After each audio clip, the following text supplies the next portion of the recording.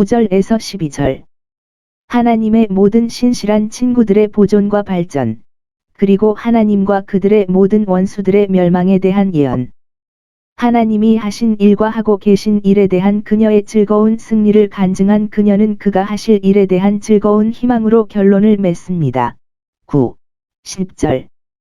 당시의 경건한 애정. 패트릭 감독은 말함. 은 예언의 절정에 이르기까지 여러 번 상승했습니다. 이로써 하나님은 그들의 우상 숭배 성향 가운데서도 그 나라에서 자신의 참 종교를 계속하셨다. 이 예언은 다음을 참조할 수 있다. 사무엘과 그가 기름 부음을 위해 고용된 다윗에 의한 이스라엘 정부에 대해 더 직접적으로 언급한다. 하나님의 성도인 이스라엘 백성은 보호받고 구원받아야 합니다. 그들의 원수인 블레셋 사람들은 특히 천둥으로 정복되어야 한다. 그들의 권세는 확장되고 다윗 왕은 강화되고 크게 드높여져야 합니다. 그리고 이스라엘 사사 시대의 그 인물을 아주 작게 만들었고 존속하기 위해 애썼던 은 이제 머지않아 크고 중요해져서 모든 이웃에게 법을 줄 것입니다. 놀라운 변화였습니다. 사무엘의 탄생은 말하자면 그 날의 동이 틀 무렵이었다. 그러나 우리는 이 예언이 더 나아가 그리스도의 왕국과 그 은혜의 왕국의 행정을 바라보다 있다고 생각할 이유가 있습니다. 그리고 여기에서 우리가 메시아 또는 그의 기름 부음 받은 자를 처음 만납니다. 유대교인이든 기독교인이든 고대 주석가들은 다윗을 넘어 다윗의 자손을 바라보게 합니다. 여기에서 중보자의 왕국에 대해 그의 성육신 이전과 이후의 영광스러운 일들이 말해지고 있습니다. 그것의 관리 방법에 대해 영원한 말씀으로 말미암고 육신이 되신 그 말씀으로 말미암은 것은 거의 동일합니다. 그 왕국과 관련하여 우리는 여기에서 그 왕국의 모든 충성스러운 신민이 주의 깊고 강력하게 보호될 것임을 보증합니다. 9절. 그는 그의 성도들의 발을 지키실 것입니다.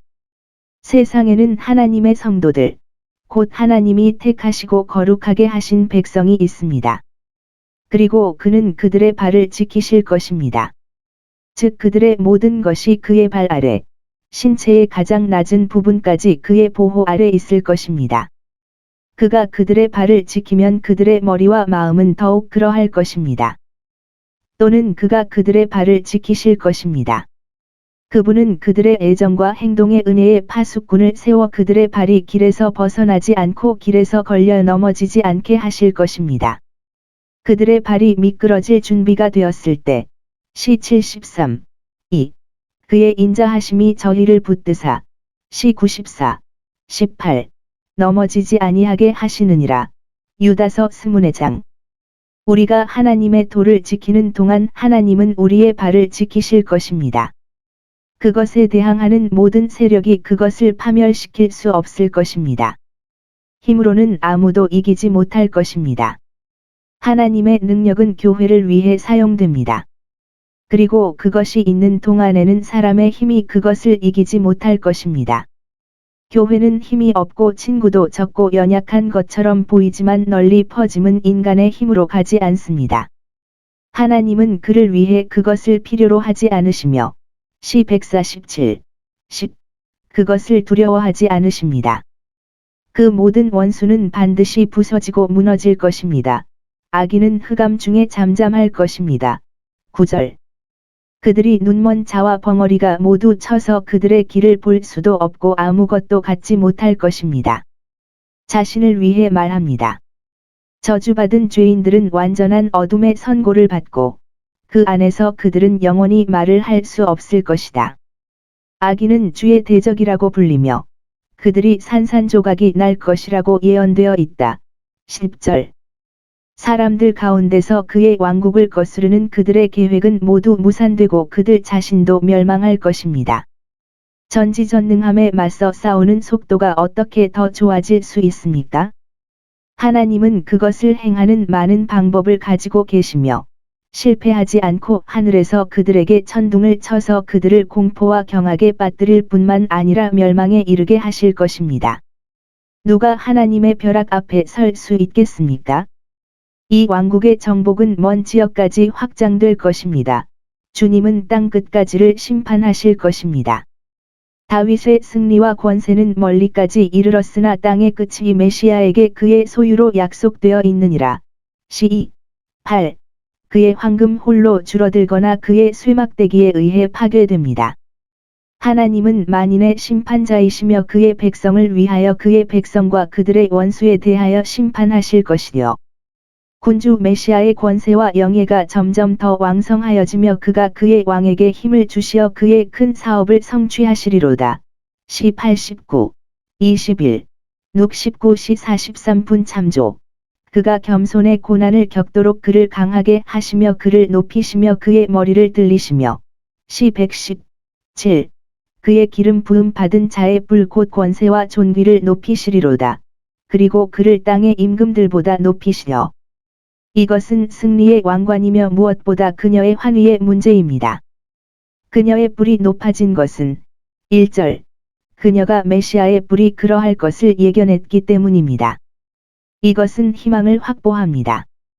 그리스도의 왕국의 신민들은 안전할 것이며 이 구절에서 우리는 엘가나 집안의 좋은 성품과 자세를, 엘리 집안의 나쁜 성품과 자세를 볼 수 있습니다. 이 두 가지에 대한 설명은 마치 역사가가 하나를 다른 하나에 대적하여 서로를 구별하려는 의도인 것처럼 이 전체 단락 전체에 걸쳐 관찰 가능하게 얽혀 있습니다. 엘가나의 집안이 얼마나 잘 되었는지, 전보다 얼마나 나아졌는지 봅시다. 엘리가 그들의 어린 아들이 축복을 받아 거기 들어갈 때에 여호와의 집에서 그들을 떠나게 하였더니 20절.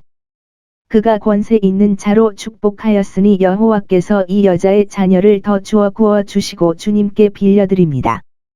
그때 한나가 많은 자녀를 두었다면 성막 봉사를 위해 많은 사람 중 한 사람을 떼어놓는 것이 그렇게 관대한 경건의 조각이 아니었을 것입니다.